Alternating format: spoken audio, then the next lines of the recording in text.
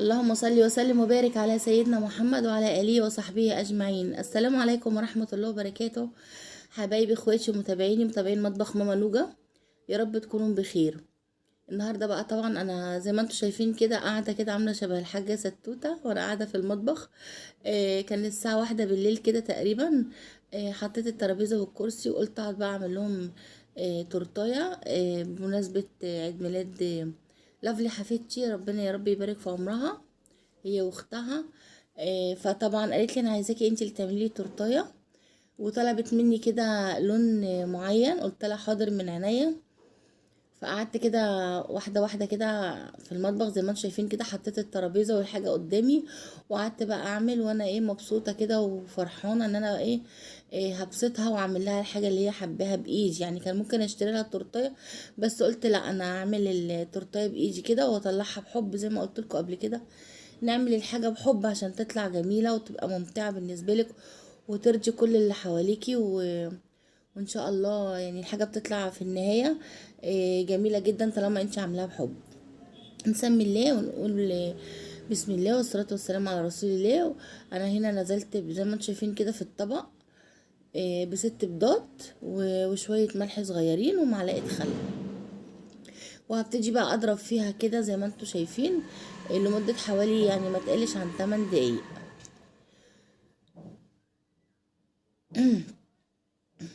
هنفضل كده نضرب فيها حوالي 8 دقايق او 7 دقايق لحد ما يديكي اللون والقوام اللي احنا عايزين نوصله، اللي هو يديكي زي شكل الفوم كده. ده جل محسن كيك بتجيبيه كده من عند مستلزمات الحلواني. انا جبت شويه دول اللي انتوا شايفينهم في الكيس، حوالي 10 جنيه يعني، مش كتير. عملت بيهم التورتيتين اللي انا هعملهم النهارده. طبعا انا هعمل النهارده التورته دي بالدقيق العادي مش بالدقيق الاسبونج. قبل كده انا كنت عامله تورته معاكم على القناه بالدقيق الاسبونج، ان شاء الله هحط لكم اللينك بتاع الوصفه في صندوق الوصف مع المكونات بتاعه التورته دي بتاعه النهارده. حطيت معلقه محسن كيك كده كويس قوي زي ما انتم شايفين وضربتهم مع بعض. طبعا انا نزلت بالسكر حوالي مثلا انا حطيت حوالي يعني فوق النص كوبايه سكر. لو انت حابه تضيفي سكر اكتر ضيفي، يعني المذاق ده بتاعك انت، عشان انا مش بحب الحاجه مسكره زياده. فلو انت حابه تضيفي سكر ازيد ضيفي، بس هي الاساسي لكل كوبايه دقيق 3 بيضات، لكل كوبايه دقيق 3 بيضات، ومعلقه محسن الكيك الجل وشويه الملح الرشه البسيطه قوي دي ومعلقه الخل. اما السكر انتي بتحبي تحطي سكر زياده، تحبي تحطي سكر اقل براحتك خالص. لو مش عايزه تضيفي سكر برضو ممكن ما تضيفيش، وتكتفي بان انتي تسقي التورته بالشربات، يعني تعملي سيرم كده خفيف وتسقي التورته بيه. حطيت هنا ما يعادل من نص كوبايه ميه، مش لبن، ميه، نص كوبايه ميه، ما يزيدش عن كده. يعني ان المقادير اللي انا حطاها لك دي مقادير مظبوطه جدا وبالملي، يعني مش لا فيها زياده ولا فيها نقصان. هنحاول بقى ان احنا برضو بالسبوتيلا كده ناخد كده من الجوانب وناخد من تحت لعل تكون في حاجه لازقه وانتي مش واخده بالك. فالمضرب ممكن في حاجات مش بيوصل لها، فحاولي تقلبي كده عشان تبقي مطمئنه والكيكه بتاعتك تطلع ناجحه، ما يطلعش فيها كلاكيع ولا حاجه ما اتضربتش او ما اتخلطتش كويس معاها. شايفين بقى اداني القوام اللي هو الابيض ده، اللي هو اللي عامل شبه الفوم، تقيل جدا، عامل شبه الكريم شانتيه. شايفين ما يقلش ضرب عن 7 دقايق او 8 دقايق، المهم ان انتي يديكي القوام المناسب اللي احنا عايزينه ده. شايفه؟ وادي الدقيق اللي انا استخدمته النهارده، دقيق الضحى العادي الموجود في البيت يعني.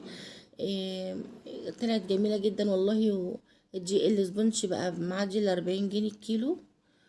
يعني الحاجه بدات تزيد اكتر وترتفع في اسعارها، فاحنا نحاول يعني بقدر الامكان ان احنا نكون اقتصاديين في حاجتنا. حطيت كوبايه دقيق وابتدي بقى انخلهم واحده واحده كده علشان لو في رواسب ولا في اي حاجه، وكمان علشان ادخل هوا للدقيق. شايفين يعني ما تاخديش كده من الكيس وتحطي كده مرة واحدة، حتى لو في حاجة مش شرط ان انت تنخليها، ولكن سواء الكيك او التورته، اي كيك عامة، سبونج او تورته الشاي العادية، اي دي عامة لازم يتنخل، لان ممكن يكون في اي حاجة يعني.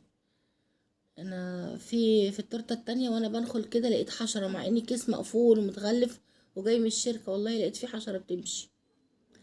هبتدي اضربهم واحده واحده كده زي ما انتم شايفين. برضو قلبت بالسبوتيلا شويه كده علشان الدقيق ما يعفرش معايا وانا بضرب بالمضرب. طبعا المضرب ده ضعيف، مش قوي، بس ما شاء الله برضو طلع لي الحاجه حلوه قوي وجميله، وكانت النتيجه ليا مرضيه قوي يعني الصراحه. بصوا انا ببتدي برضو اقلب تاني من الجوانب ومن تحت عشان ما يكونش فيه دقيق انا مش شايفاه ولا المضرب ما وصلهوش و... ويطلع في الاخر مكلكع معايا. هحط كوبايه كمان اهو، دي الكوبايه التانية اللي انا عايزاها. يبقى احنا المقادير بتاعتنا بتاعت الاسبونش اللي هو مقاس 20، كوبايتين دقيق، لكل كوبايه دقيق 3 بيضات، وممكن تحطي بيضتين على فكره، يعني ممكن تحطي بيضتين. ودي كوبايه نشا، كوبايه النشا دي بقى اللي بتخلي التورتايه معاكي تحفه. العجينه يعني العجينه الاسفنجيه بتطلع جميله قوي في التسويه، بتطلع هشه لما بتكوني مضافه ليها كوبايه نشا على كل كوبايتين دقيق، كوبايه نشا. ونزلت بشويه بيكنج باودر، وطبعا انا كنت حاطه في البيض الفانيليا، نسيت اقول لكم. برضه هقلب تاني كده برضه علشان الدقيق اللي هو يبقى تحت كده يطلع فوق، ولما اجي اعمل بالمضرب ما يعفرش معايا. هنضرب تاني زي ما انتوا شايفين شويه قوي، بس مش زي ما ضربت في اول مره في البيض، يعني ضرب الدقيق المده بتاعته غير ضرب البيض.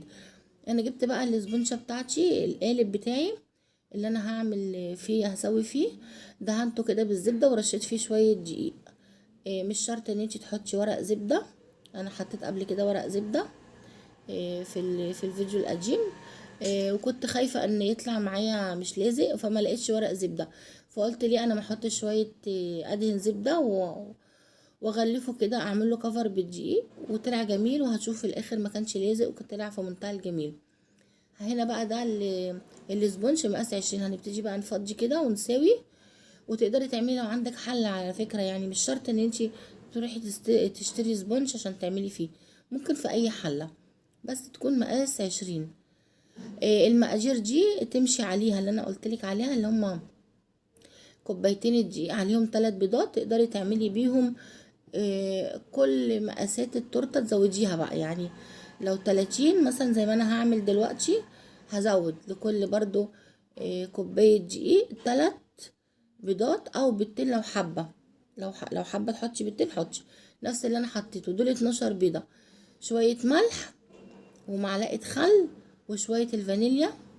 وهنبتدي نضرب بنفس برضو الطريقه وبنفس الوقت 7-8 دقايق، ما يقلش عن كده. هحط معلقه محسن جل، بس انا هنا بقى هزود شويه لان انا عامله سبونشه كبيره، هزود معلقه كبيره او معلقتين صغيرين زي ما انت شايفه. وعلى فكره لو زودتش اكتر من كده في الكميه ما بيضرش ولا بيغير الطعم. هنحط برضو هنا طبعا انا كنت حاطه في الاول نص كوبايه ميه، هحط هنا كوبايه ميه.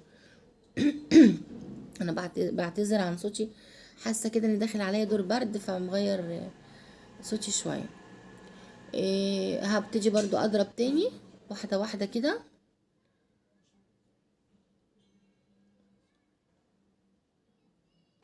خلاص اتفقنا على كل كوبايه دقيق 3 بيضات او بيضتين لو حابه، ومعلقه محسن كيك، معلقه ملح، معلقه خل، كوبايتين الدقيق معاهم كوبايه نشا. دي للمقاس 20، كل ما تزودي المقاس كل ما هتضاعفي الكميه. واعملي بقى انتي وابدعي، يعني انتي تقدري تعملي انتي كل حاجه بالمقادير دي وتوسعي على نفسك التورتايه لو حبيتي تكبريها بنفس المقادير، بس تزودي في المقادير.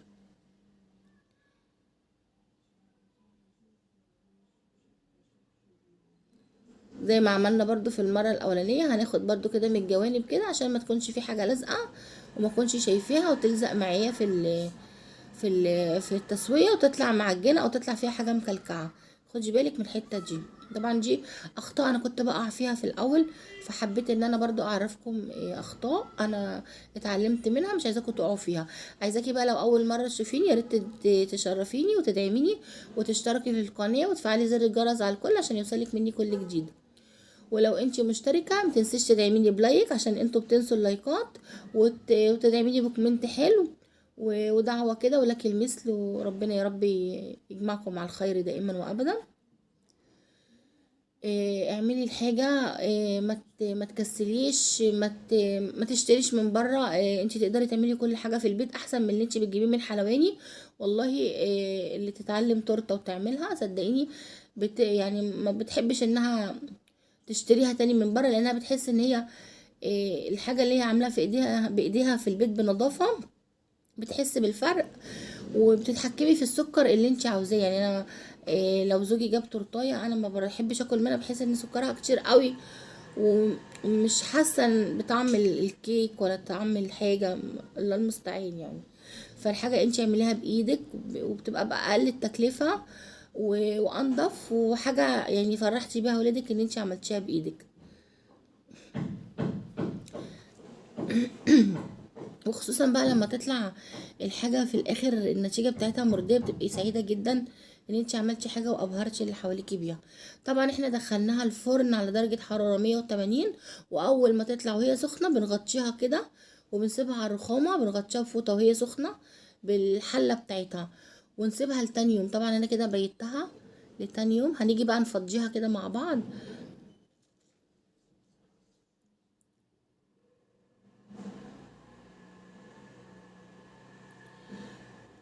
هنديها بس خبطتين كده خبطتين وبقول لكم ما تنسوش اللايك.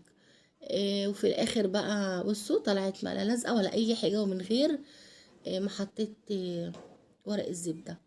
يعني الدنيا ممكن تمشي برضو، مش هنقف على حاجه. ده منشار بقى بتجاب من عند الحلواني عشان برضو يسهل عليكي التقطيع، بحوالي 50 جنيه يعني.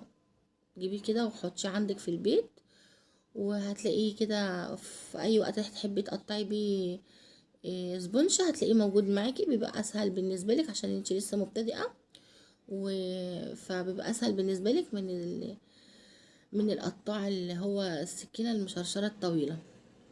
شايفين بقى اللي ما شاء الله الكيكيه عامله زي اسفنجيه اسفنجيه يعني، وطريه وجميله جدا.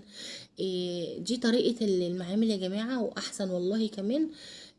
طريه قوي لدرجه ان انا ما سقيتهاش. يعني انا ما سقيتش الكيكايه وانا بزينها. انا المفروض ان انا بزقيها بسيرم او سيفن او اي شربات بتاع كومبوت بيبقى موجود عندي بزقي بيها.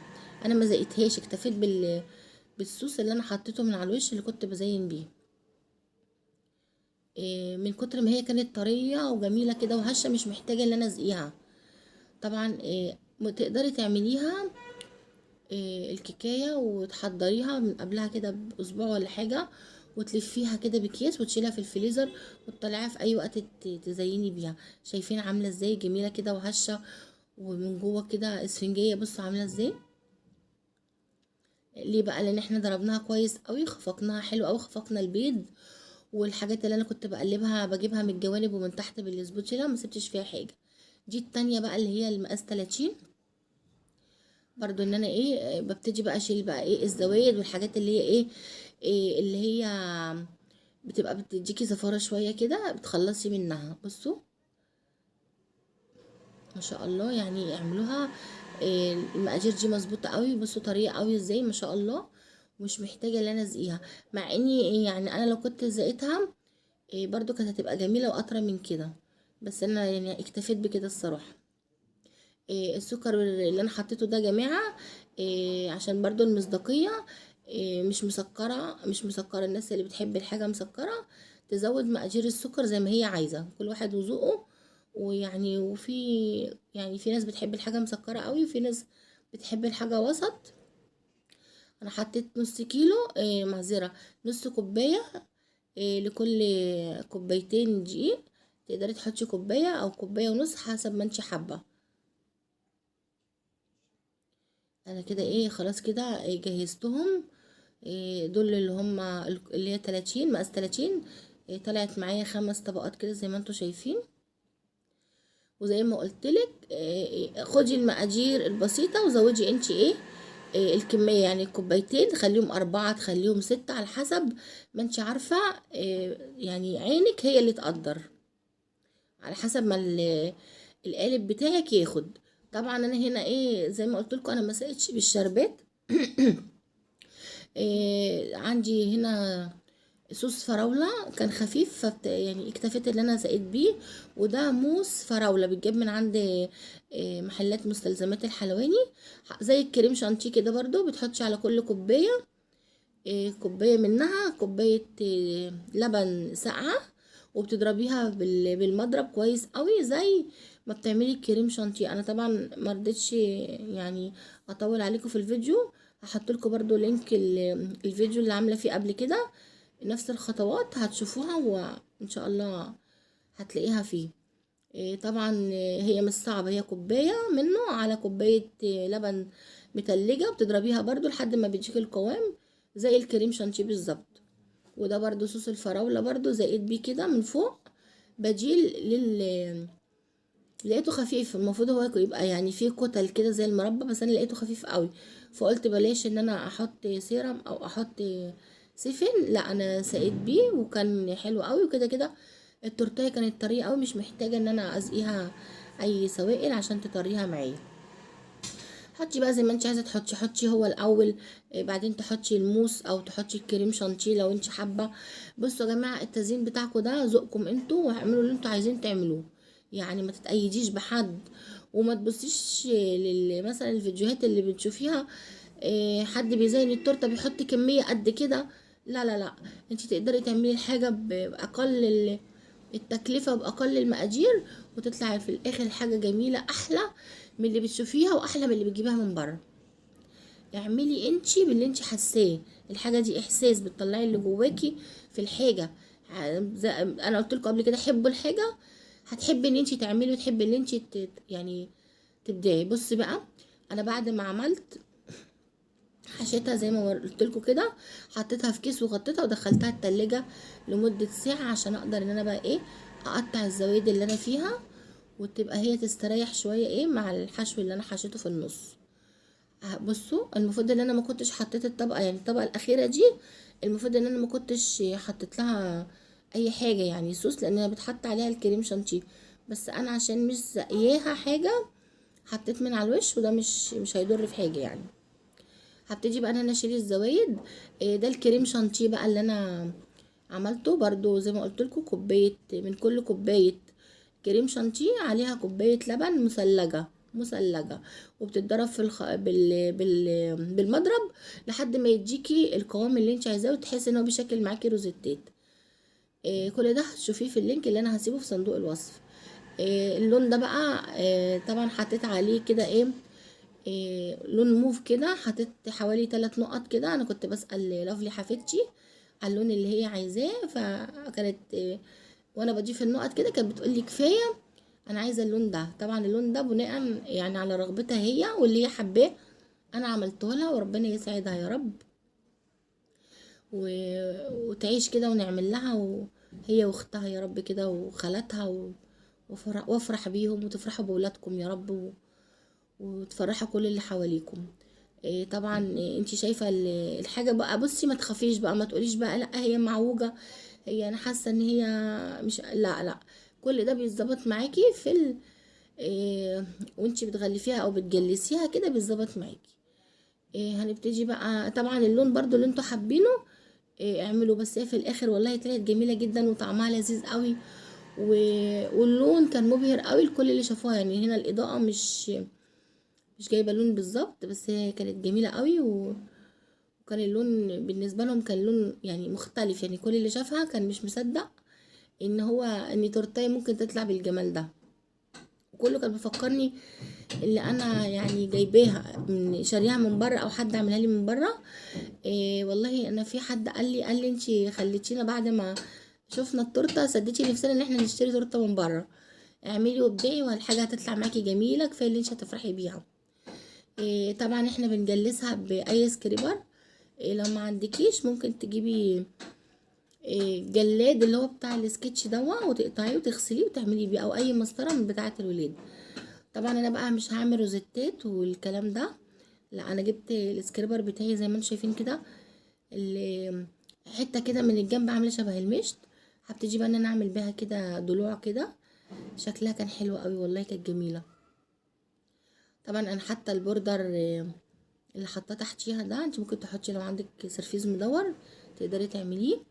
ولو جبتي القالب اللي هو القاعده الدوار دي، مش غاليه برضه، تعملها في حدود 50 جنيه، هيبقى حلو برضه معاكي وشغال يعني ينفعك. اللي طبعا البوردر اللي انا حاطاه ده كان ورق وفميل، فتحس ان هي مايله، لكن هي مش مايله، هو منها هي. طبعا احنا زي ما انتم شايفين انا عملت يعني اقول لكم ايه، التزيين ده انا عملته بكوبايتين، مش كوبايتين كبار، كمان كوبايتين كريم شانتيه، وفضل مني، يعني فضل مني بعد ما عملت التورتيتين، فضل مني يكفيني تورتايه تانية، فشلته في كيس واحتفظت بيه في الفريزر، ابقى اطلعه في اي وقت. وبرده امشي عليه كده بالمضرب شويه، وهعمل بيه حاجه تاني ان شاء الله.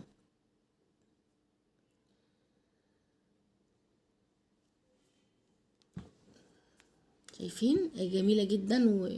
وهاخدها برضو ايه يعني ايه، هحطها في التلاجة شويه برضو كده، حوالي نص ساعه ولا ساعه، لو انتي مستعجله تقدري تكملي على طول، بس الافضل ان انا احطها في التلاجة شويه. هدخلتها التلاجة، هاخد برضو الصغيره كده هساوي. طبعا الولاد يا جماعه كانوا واقفين بقى حواليا، وكل اللي بيطلع ده كانوا بياخدوه، وكانوا فرحانين بيه قوي. يعني انتي تقدري تاخدي الزوايد دي لانها مش وحشه، دي حلوه. تحطيها كده في، تقطعيها وتحطيها في كده في كوبايه، وتحطي كده طبقات كده في النص كده، اي فواكه وكريم شانتيه، بتبقى حلوه قوي برضو. سويها بقى انت بقى برضو ايه، سويها بالطريقه اللي انت ايه حاسه ان هي يعني بتتسوى معاكي فيها، شايفه.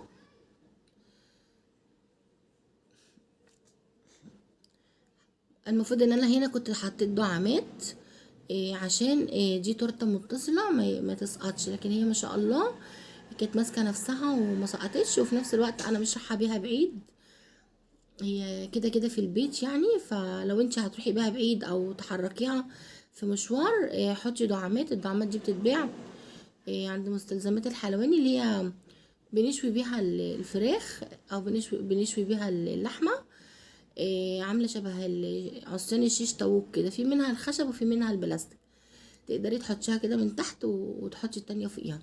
هنا بقى جبت بقى الحاجات المجسمه اللي البنات بتحبها، وزينت كده بنجوم. سبت بقى جوجو بنتي بقت تزين بقى هي معايا برضو، تحط النجوم دي حوالين الحرف.